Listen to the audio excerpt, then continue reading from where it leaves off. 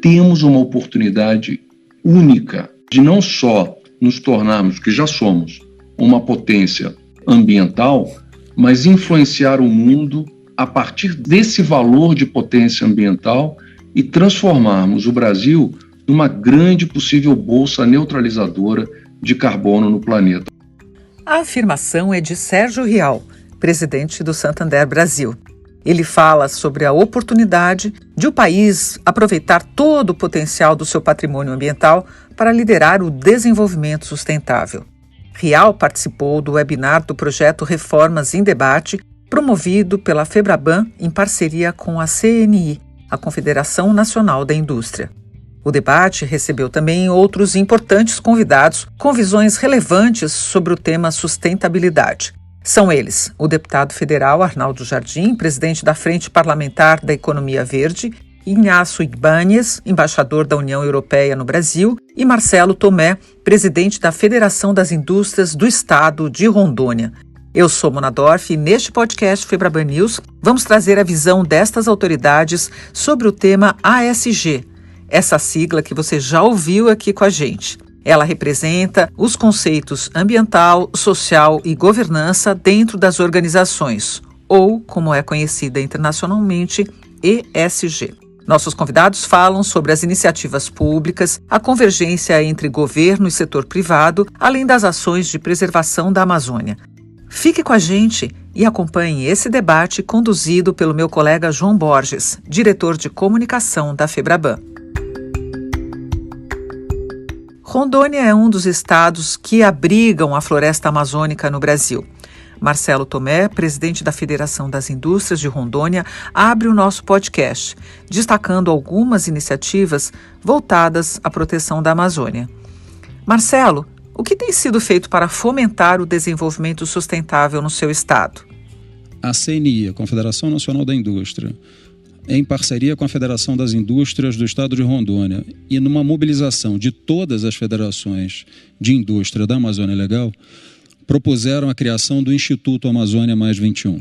Então, ao longo do ano de 2020, esta casa, a CNI, com a Prefeitura de Porto Velho, diversos atores e parceiros e patrocinadores, promoveram uma série de diálogos com foco no desenvolvimento sustentável da Amazônia. E, ao final, percebemos a necessidade do setor produtivo assumir essa agenda, ou embarcarmos definitivamente nessa agenda, na medida em que a gente produz na Amazônia. Nós estamos na Amazônia, somos empresários, e essa rede composta pelas federações de indústria da Amazônia Legal, coordenadas pela CNI, já fazem o que deve ser feito. Só que a gente é muito competente em não falar nada para ninguém até agora.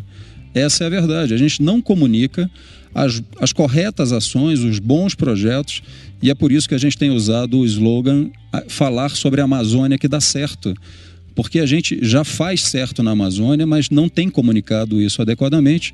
Como é que eu transformo o potencial da bioeconomia do bioma amazônico em negócio? Estamos dedicados a isso, que é a monetização da Amazônia. Então, inicialmente, temos 3 projetos. O primeiro, biogás. Biogás a partir de resíduos sólidos urbanos, que dialoga com o marco legal de saneamento, que, apesar de ser uma agenda do século XIX, é uma agenda absolutamente necessária para a Amazônia nos 772 municípios que a compõem. E com soluções diferentes. Então, a gente precisa, primeiro, desenvolver tecnologias e ter a engenharia brasileira dedicada a soluções que são diferentes. Tenho que ter soluções diferentes para tratar a questão da água, do esgoto, do lixo, do resíduo sólido urbano. São soluções diferentes. Desenvolver uma inteligência, tecnologias próprias, com compromisso pela inovação para soluções adequadas à identidade amazônica é fundamental. Fundamental.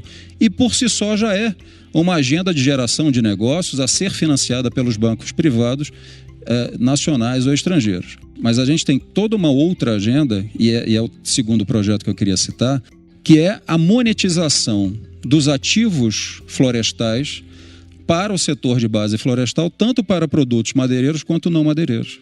O que isso quer dizer? Quanto vale efetivamente os créditos de carbono produzidos por um determinado território, por uma determinada floresta. E como é que a gente pode transformar isso em dinheiro para que ele chegue no chão de fábrica e, ao mesmo tempo, remunere tanto o dono da terra quanto o Estado para começar a gerar riqueza? É uma agenda de negócios com foco na promoção de negócios de alto impacto, inovadores, orientados pelos princípios ESG. Eu acho que é uma reafirmação do compromisso da indústria brasileira, através da CNI e das federações que compõem a Amazônia Legal, de que a Amazônia merece ser respeitada e precisa de um novo olhar.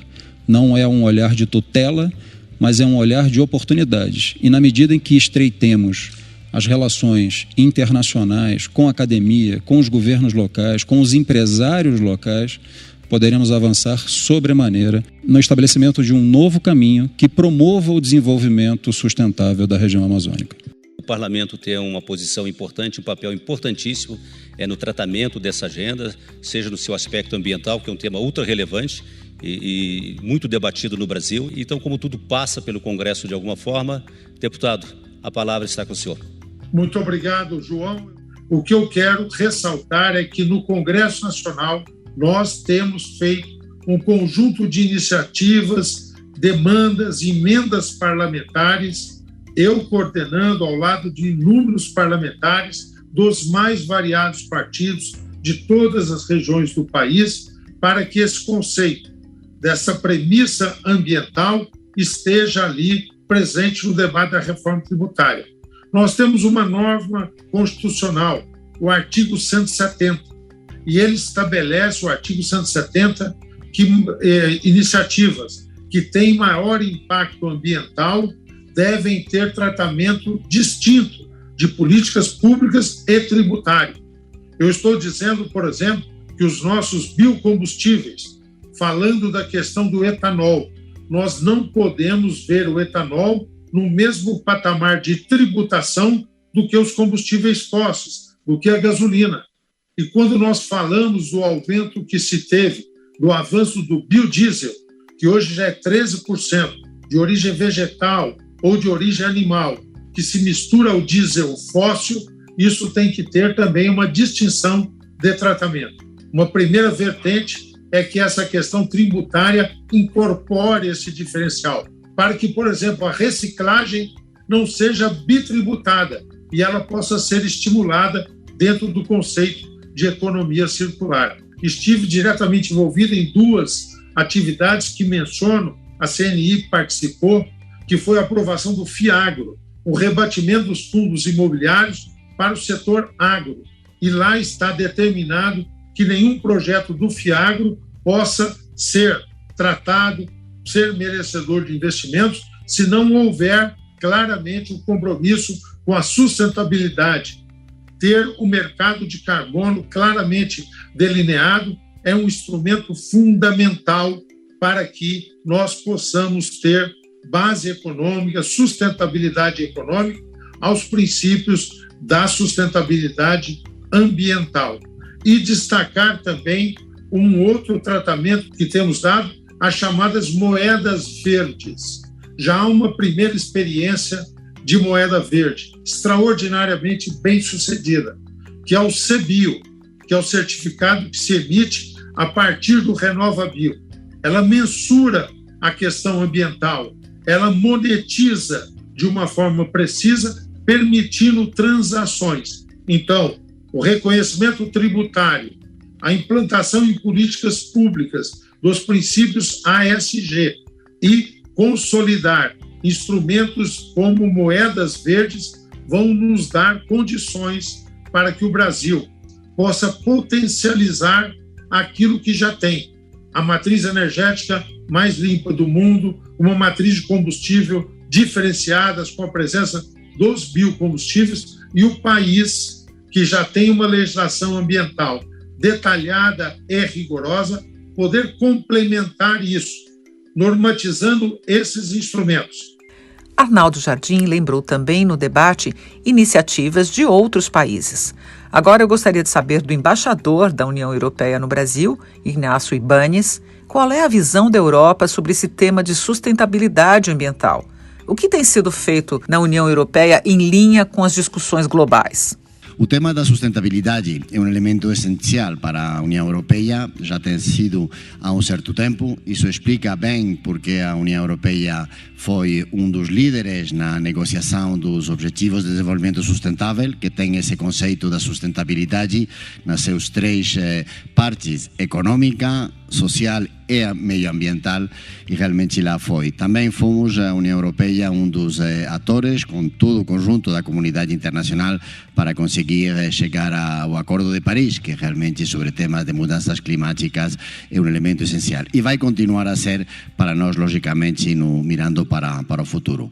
Temos agora, em 2019, a nova comissão. Quando chegou, antes do Covid, eles estabeleceram as suas grandes prioridades mirando para o futuro, e uma da parte essencial é o que nós chamamos o Green Deal, o Pacto Verde, que é um pacto entre as instituições e a sociedade europeia no seu conjunto, mirando justamente do lado da transformação, uma transformação essencial para nós, essencial para a União Europeia, e achamos que também é essencial para o mundo no seu conjunto. O Pacto Verde vai ser uma grande transformação interna da União Europeia. É importante reiterar isso, porque a União Europeia tem muitas áreas onde tem que fazer mudanças importantes, transformações da sua economia, da forma de que obtemos a nossa energia. Não temos, por exemplo, se compararmos com o Brasil, essa matriz verde como o Brasil já tem. A União Europeia tem que fazer muitas mudanças nessa direção. Temos que fazer cada vez mais esforços no âmbito da economia circular. Temos que aproveitar melhor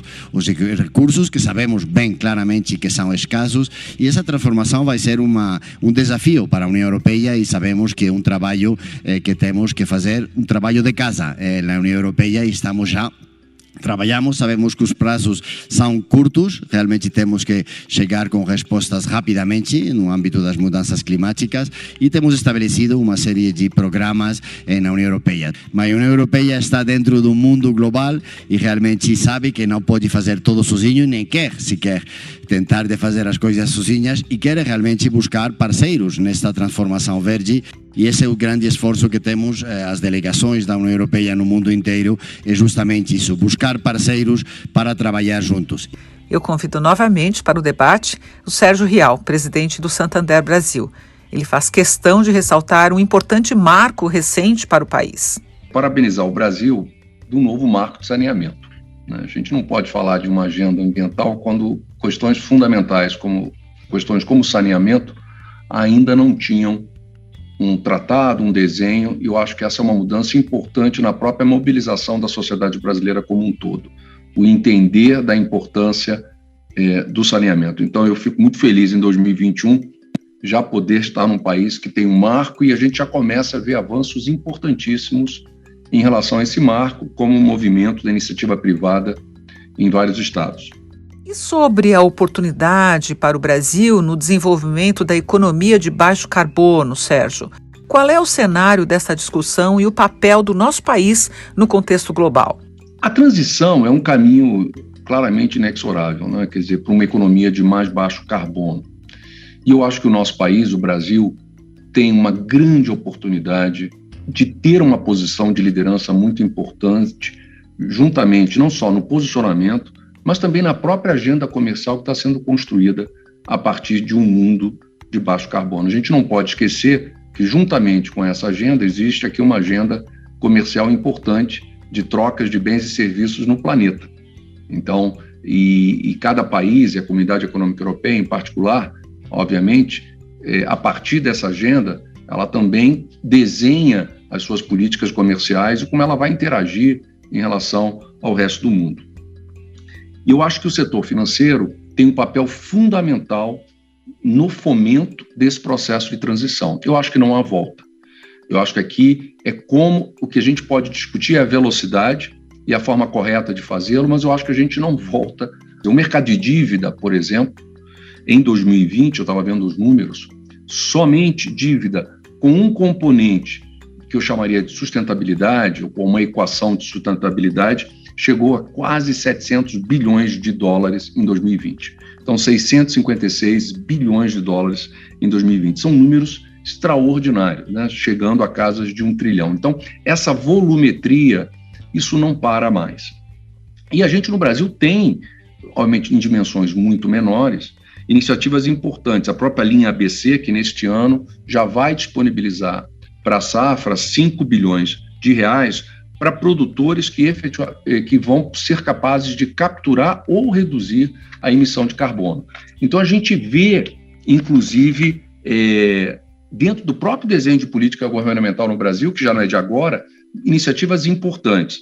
O Brasil tem um papel fundamental dentro dessa equação, e aqui não é nenhum tipo de ufanismo. Nós somos a única grande potência agrícola tropical. O Brasil conseguiu se transformar, sendo um país tropical, numa grande potência agrícola, com repercussões que a gente já se viu, que é, obviamente, a ligação do Brasil com o continente asiático. Hoje nós somos a 5ª economia na comercialização de créditos voluntários no mundo, a 5ª, mas o nosso potencial, e aqui não existe uma corrida de ranking, mas o nosso potencial, obviamente, transcende muito mais a 5ª posição. O potencial do Brasil, de nós, economicamente, através do mercado de carbono, estarmos completamente convencidos que manter a floresta de pé, sem nenhum romantismo, vale muito mais do que qualquer outra coisa, é um dos caminhos que a nação claramente vai ter que perseguir. Eu consigo ver o Brasil, na medida em que a gente consiga levar a uma maior harmonização de várias dessas iniciativas de economia de baixo carbono, nós sendo, como país, um grande emissor de certificados de carbono a serem usados pelas potências históricas industriais, em que a gente, a partir daí, tem mais do que o necessário recursos para pensar na preservação daquilo que faz sentido, claramente, ser preservado, cujo valor de pé é infinitamente maior do que destruído, né? Eu vou passar a palavra para o embaixador Inácio Banha. O Sérgio também falou, nós somos uma potência ambiental. No entanto, o Brasil está sofrendo um questionamento muito rigoroso da opinião pública interna e externa sobre essa questão. Como é que o senhor acha que o Brasil deveria virar esse jogo da percepção em relação ao Brasil, olhando para as políticas atuais e qual a visão de cenário que o senhor tem? Todos os países temos que estar preocupados por a nossa imagem, porque realmente isso é como os outros nos veem a nós, e é importante, não somente como nós nos vemos a nós mesmos, mas sobretudo como os outros nos veem. E eu acho que o Brasil tem muitíssimas coisas muito positivas no âmbito da sustentabilidade, mas muitíssimos exemplos, mas é verdade que nos últimos anos tudo, as opiniões públicas europeias, eu diria as opiniões públicas internacionais, têm se focado em uns elementos ruins, e um deles é o tema do desmatamento. Então, a coisa mais segura para fazer ao respeito, para mudar essa imagem, é começar a mudar desse ponto de vista. Nós, a União Europeia, eu acho que o conjunto da comunidade internacional, recebimos muito positivamente o discurso do presidente no âmbito, na reunião que organizaram os Estados Unidos, porque realmente ele lá ofereceu uns compromissos claros, com datas, com objetivos concretos, com o compromisso do governo brasileiro realmente dedicar todos os esforços para o combate contra o desmatamento ilegal. Isso foi muito bem recebido na Europa, então isso é um elemento já, João, para mudar a imagem. Agora precisamos da segunda etapa. Um discurso de um presidente sempre é um elemento central, todos os meios vão valorizar muito isso, mas logicamente agora o que se pede é que esse discurso seja traduzido em fatos, e isso que agora precisamos todos. Estamos agora nos preparando todos para a COP26, tudo o que podamos fazer antes da COP26 vai colocar o Brasil numa situação ótima para realmente chegar com elementos que já tem na sua bagagem de positivos. Tem que corrigir esse elemento, eu sei, tenho conversado com o ministro França, em particular com o ministro de Relações Exteriores, mas também com o ministro da Economia, como não, também com o novo ministro do Meio Ambiente. Tivemos uma ótima reunião bilateral primeiro, depois uma reunião onde ele chegou a falar com todos os embaixadores da União Europeia. Ele apresentou os seus planos concretos, então nós torcemos para que esses compromissos sejam cumpridos. Tão pronto como isso vai começar a acontecer, a imagem vai mudar, e todas as outras coisas, elementos positivos que já o Brasil já tem, que não tem que construir porque já tem, como a sua matriz energética, o dinamismo do setor privado nesta área, vão aparecer a primeira imagem. Mas se não conseguimos corrigir esse elemento ruim vai seguir estando lá como recordatório permanente. Então, a União Europeia o único que pode fazer é relembrar esse elemento, oferecer a sua cooperação, porque não basta com dizer as coisas que nós pensamos que tem que mudar, temos que oferecer cooperação, e isso que temos feito com o ministro, e vamos continuar a fazer, como não, com o vice-presidente, na sua função de presidente do Conselho Amazônia. Esse tema de desmatamento, infelizmente, tem sido muito ligado à floresta amazônica, o principal tesouro do Brasil. Segundo dados do MAP Biomas, órgão que monitora as transformações na cobertura e no uso da terra no país, a Amazônia concentra 93,7% dos garimpos no Brasil. O alento é que, ao mesmo tempo que essa exploração cresce, também surgem novas iniciativas de proteção à Amazônia. Eu quero voltar ao Sérgio Rial. Sérgio, você poderia, por favor, contar um pouco mais sobre a ação conjunta entre os 3 maiores bancos privados do Brasil, Santander, Itaú e Bradesco, o Plano Amazônia? A primeira grande evento é a própria mobilização do sistema financeiro através das três grandes plataformas privadas no seu papel na ajuda nesse processo de transição para uma economia de mais baixo carbono. A preservação da Amazônia, ela não é um tema puramente, dependendo com quem você fala, de caráter político. Ele é essencialmente, entre outras coisas, a preservação dela, através do mercado de carbono mundial, a gente consegue provar que ela preservada vale muito mais do que ela destruída. Então, matematicamente, a preservação da Amazônia, de uma maneira inteligente, correta e coerente, ela tem um valor inestimável ao nosso país. Esse valor hoje não está contabilizado no PIB. É que é interessante, né? Nós falamos hoje de toda uma economia que acaba não sendo capturada nas suas métricas contábeis. O que os 3 maiores bancos privados têm feito é ter trazido para si também a responsabilidade desse processo de transição, mas também de encontrarmos caminhos de um desenvolvimento sustentável dentro da floresta, e não somente a partir de São Paulo, né? Eu acho que também existe, dentro do nosso próprio país, um grande distanciamento que deveríamos encurtar. E isso nós tivemos mérito das 3 empresas de, obviamente, organizar um conselho consultivo entre personalidades conhecidas no mundo acadêmico, do mundo científico, mas também do mundo empresarial, inclusive empresarial da região. Então, começarmos a ver e a entender e ter a humildade de aprender como nós podemos efetivamente ser uma força de transformação para que a gente consiga encontrar modelos que permitam às populações locais a terem uma vida digna e, obviamente, de crescimento econômico, sem com isso necessariamente nós colocarmos em risco a preservação da floresta. A gente vê o sistema financeiro brasileiro de maneira mais clara, inclusive prestando contas à sociedade. Agora, no mês de setembro, nós temos, obviamente, o Dia da Amazônia.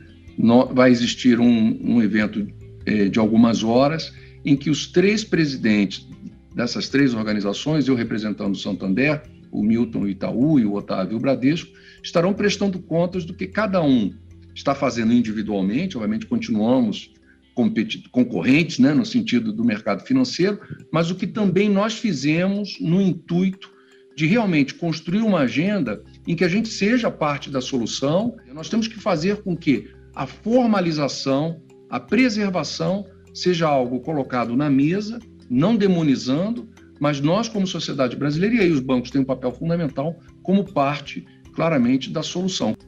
Eu quero agradecer agora a todos os participantes, João Borges, os convidados Marcelo Tomé, Sérgio Rial, Ignácio Ibanhes, Arnaldo Jardim, pelas importantes contribuições e esclarecimentos sobre esse tema vital para o desenvolvimento do nosso país. Lembro que a íntegra desta live está disponível no canal da Febraban no YouTube e também na Numis, a nossa plataforma de conteúdo e inovação. Agradeço sua companhia em mais esta edição do podcast Febraban News, com novidades e tendências que fazem parte do nosso cotidiano. Até a próxima!